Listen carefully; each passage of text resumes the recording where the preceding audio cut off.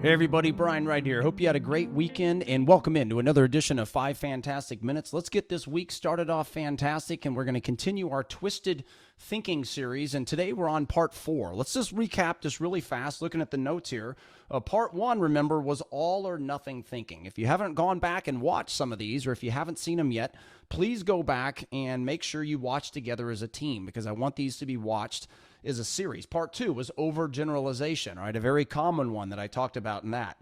The last one, part 3, was mental filter. All right, make sure to watch those. And today we're going to be talking about part 4, and it's discounting the positive. A lot of you fall into a trap of, let's say the economy is doing really well. And obviously right now that's not the case. But let's go back to when it was. A lot of you in this industry, and I've seen this with the new patient group customers, is a reality situation is a lot of you will discount how good you do in a good economy. As an example, economy's rocking and your practice is up 25, 30%. A lot of you will tell yourself, well, that's just because the economy was great. But what you don't realize is maybe the whole industry, when the economy's great, is up 10%, 8%, 12%, and you're more than doubling that. So you're not giving yourself credit for really what, and those people are also dumping bukus of money into advertising, right? You're not. At least you hopefully aren't. Or you're spending very little.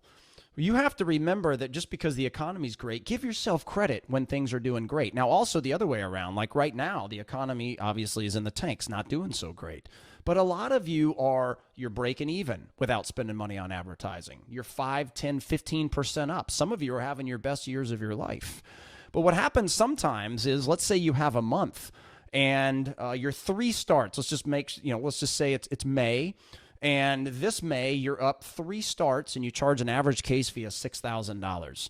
All right. So therefore, you're up $18,000 over the previous May because you're 3 starts ahead. But let's say maybe your goal was to be 5 starts up. You set it for that number for whatever reason. It's very easy to look at that as a negative instead of giving you credit or giving yourself credit with how amazing that is to be $18,000 ahead this month than the same month prior year, especially when the economy is not so hot. So let's look in the notes and actually talk about what is this twisted pattern we're talking about discounting the positive.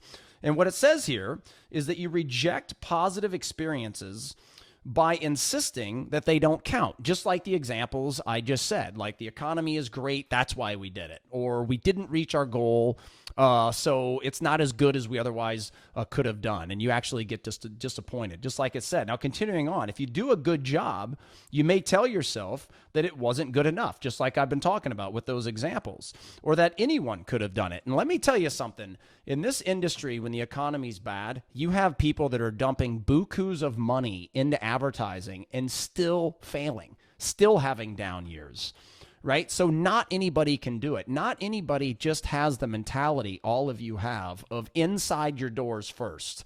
The Ritz-Carlton model of success, where 85% of your dollars go in to bettering yourself, bettering the experiences, bettering your skill sets. All right, so remember out there, don't short-side yourself. Don't discount so many positive things going on inside your practice just because you may come up a little short of a goal, or you're kicking butt during a good economy, right? Or you may not grow like you want during a down economy, but you are growing without advertising. Those are things that are enormous accomplishments that I want you to pat yourself on the back for. You're doing a lot of great things out there, and I want you to continue that. Don't discount all of those positives. Have a great week. Take great care of your patients. Concentrate on improving those skill sets and offering that unexpected hospitality. We'll see everybody soon. Have a great week. Bye-bye.